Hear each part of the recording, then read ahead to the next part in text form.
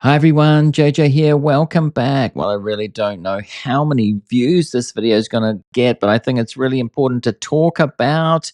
Probably get like a tenth of the usual views. I might be surprised by that. I hope I am. Let's get straight into it. I'm going to use some news reports here, different news reports talking about it, what has happened. This one is Israel has committed genocide in Gaza, says UN Commission of Inquiry. Yes, it's a hot topic, but as I said, it still doesn't seem to get many views on some channels. Let's see what they say here about this. It is a UN commission, not the UN as a whole, the special commission. Let's get into it. A United Nations investigation team says Israel has committed genocide against Palestinians in the Gaza Strip.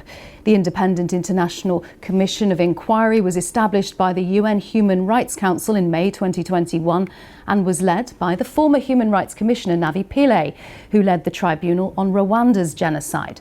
The inquiry concluded Israel has committed 4 of the 5 genocidal acts defined under international law. The intentional killing of a group, deliberately inflicting conditions designed to destroy it, causing it serious physical or mental harm, or preventing births. Okay, so this is important. The conditions here that are met, 4 out of 5, they say, and they mentioned Rwanda, the same people that talked about Rwanda. There's no dispute about that, but somehow there's dispute about this. But a lot of people are seeing what's going on. It's being live streamed, although I understand that the internet connection there has been cut off. Israel's not letting in journalists, so it's been difficult. But people still see what's going on, and I'll show you some things on X that I saw. People even celebrating what's going on, which is find incredible after this long. And some people seem to be in their own bubbles about this, but it is starting to really impact the world. People are changing their opinion on this after so long and so much destruction. The destruction we've seen has been truly incredible. The report also concludes Prime Minister Benjamin Netanyahu, President Isaac Herzog, and former Defense Minister Yoav Gallant deliberately incited genocide. This is the first time a UN Commission of Inquiry has used the word genocide in relation to Gaza. The UN investigators also warned Israel's allies they must act to stop the killing or risk being complicit. Israel has already responded to the report. Okay, so will this make any difference? I really do hope so. Finally, after so long. I mean, I haven't talked much about this, I have to say.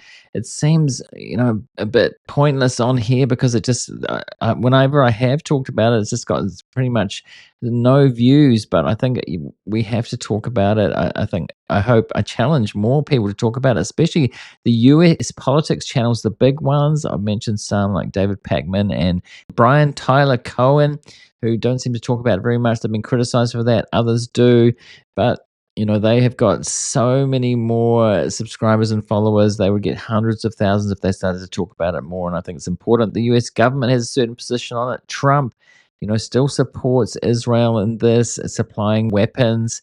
So I think it's really important to talk about it more in the US in particular.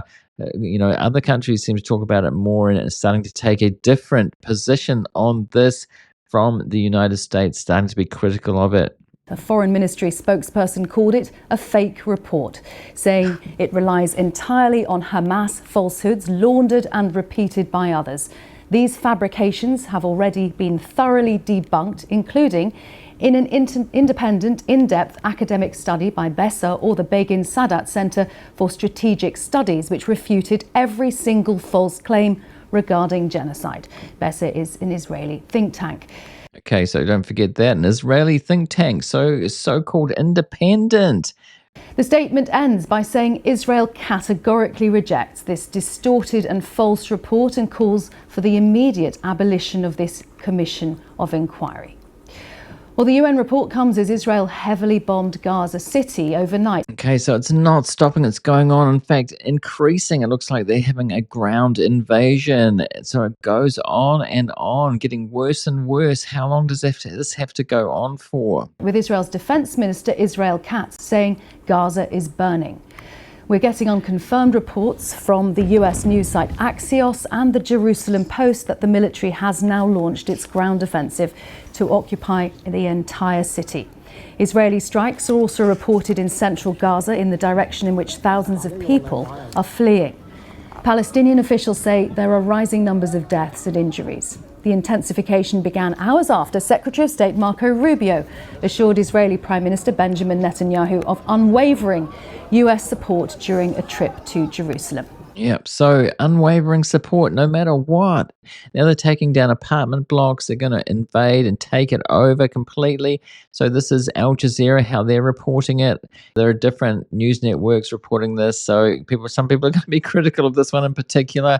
We'll look at some others. It's good to see different viewpoints. The United Nations Commission of Inquiry has released a landmark report on Israel's actions in Gaza. It's found that Israel is committing 4 of 5 acts of genocide under the 1948 Convention, holding it responsible for carrying out genocide against Palestinians. The report states, since October 2023, Israeli forces have bombed civilians in homes and shelters and safe zones. More than half of those killed have been women, children, and the elderly. Palestinians suffered torture, sexual violence, forced displacement, and cultural destruction. Israel's imposed a siege on Gaza, cutting off food and water, power and medical aid, starving Palestinians and ignoring orders of the International Court of Justice. Israel's deliberately inflicted conditions to destroy Palestinians in Gaza, including reproductive violence. Its attack on Gaza's largest IVF clinic has destroyed thousands of embryos, sperm and eggs, a measure to prevent births. 4 out of 5 conditions have been met for this, and a lot of people can see it. We can see what's going on. Some people are turning away and not seeing things. And I guess that's what happens in these things, especially if the government of your own country supports it. But I mean, these things are just hard to turn away from it at any point. So this is Breaking Points. Let's see what they've got to say. There's a bit of commentary on this, extra to what we've seen already. The new report issued this week. So at the United Nations, one of the people involved with this report was pressed by the media about the Israeli reaction to it, and found this kind of instructive as to where we are in this conversation now. Let's roll this. Okay, so this is a guy from Australia involved in this UN commission. Let's see what he says about this. He's talking about Israeli propaganda and what they're saying. And there's a lot of propaganda. You can see it in social media that they are spending a lot of money on the propaganda. You can see the lines. I see it every day. It kind of changes, and there's a chorus of people saying the same thing. These reports should be taken seriously, but honestly, the Israeli responses are becoming so boring. They say the same thing every time. They're producing the responses by ChatGPT these days, and they spend so much money in the Foreign Ministry on propaganda. You'd think that they would actually come up with something original. I would want them to engage with the evidence, but they never engage with the evidence. They put the report into ChatGPT, and then they put out the standard response. So no one takes it seriously, and Jamie, you shouldn't either. Okay, so not only that, if you say something, say on X about it to people who are still supportive of the Israeli government, they definitely have the same talking points. I don't know where they're getting them from, but they don't directly answer the questions about this. They kind of turn to like you're a Hamas supporter or whatever it might be, which is plainly ridiculous. The Israel supporters in this seem to be in their own kind of propaganda bubble about this. We can all see what's going on, right? It's just so obvious in this day and age where we can actually see with our own eyes. And I've even seen the Israeli government say that, that's AI, when it's plainly not. It's a new thing that's coming up. This is happening as the genocide is only ramping up to genuinely unseen levels in Gaza City. We can roll some of the footage that we've gotten from our correspondent, Abdelkader Saba in Gaza City. What Israel has clearly been doing. The devastation's just incredible. It's gone way beyond anything that you think that they would need to do, and in terms of what they're saying needs to be done. I mean, look at it. Over the last week plus, is targeting some of the most iconic and recognizable buildings in Gaza City, these high rises, and just taking them down. What Abdelkader has been describing, and others who are reporting for us out of Gaza City, that they're getting just moments And you notice there that how close they are to the beach. Like there's basically nowhere left to go. They're getting minutes warning that this huge building, they're all housing hundreds of families, is about to get taken down. And Abdelkader said he's seen images of people and seen with his own eyes, people getting these messages and then just immediately just throwing everything they have out the window, like taking match. I mean, there just seems no need to do this at this point. As this guy goes on to say, the excuse is, oh, there was a camera on the building, like a Hamas camera. And he says, well, they have such a presence there, the IDF, they can just shoot the camera if they wanted to, not take the whole building down. And there's always an excuse for that, where there's, some sort of Hamas command in the building. But at this point, there's just so much devastation that it seems ridiculous to claim things like that. Mattresses, because now they know, oh, displacement is absolutely here, and we're going to need somewhere to sleep. So they're taking the mattresses and throwing them out the window, taking blankets and anything else that they can get their hands on and get to a window and throw it out, and still give themselves enough time to get out of the building. To see the devastation, it's important to see it. It just seems so one-sided. Meanwhile, in the US, Bernie Sanders has called the war in Gaza a genocide for the first time. The truth is, whether you call it a genocide or ethnic cleansing or mass atrocity or war crimes, the path forward is clear, he says. We as Americans must end our complicity in the slaughter of the Palestinian people. And we also have articles like this, The Conversation. I believe this is based in Australia, this website, I think. Israel is committing a genocide in Gaza, says UN Commission, but will it make a difference? That is the big question there, and more photos of what it's like there. Just complete and utter devastation, and it still goes on. Now they're going to invade. They're going to clear it out. What are they going to do with the people? They're just going to kill more people as they invade. Or they're going to displace them somewhere, which is, part of genocide. And as I said, to finish off here, this is the kind of thing that I've been seeing on X. So this person here says Gaza is destroyed. I guess declaring war on one of the most powerful nations in the world was a bad idea, huh?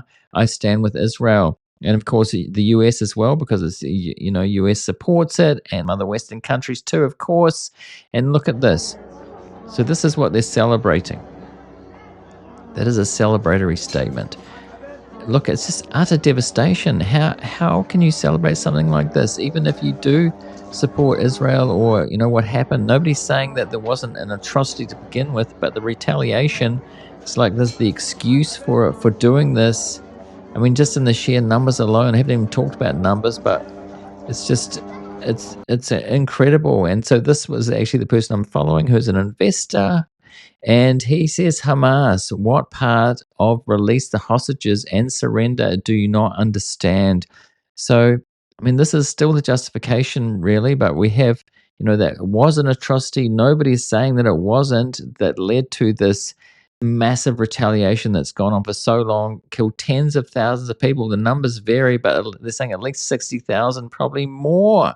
To block that out, I guess, in wartime and in situations like this, you have to dehumanize the opposition to be able to see, tens of thousands of people being killed as okay.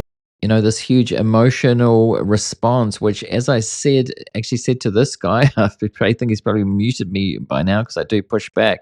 Seems to be in a bubble of, supporting this. But I've said that, it's like after 9/11, there was this massive retaliation. It was, the Iraqi people and tens of thousands, if not, some of the numbers go up to 200,000 civilians in Iraq killed, and it was misplaced. They did eventually go after Osama bin Laden. It was just an excuse to attack Iraq. So it's kind of similar to that. The retaliation for the original attack was just so much bigger, but this an actual genocide.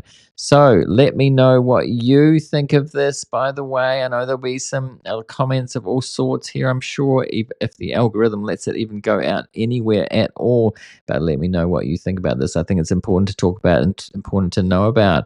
And here I'm going to put a related link. I'll let YouTube decide what that is, and also a subscribe link on screen. Do subscribe if you want to get more videos like this from me in the near future. Thanks for watching this, and I'll see you in the next one.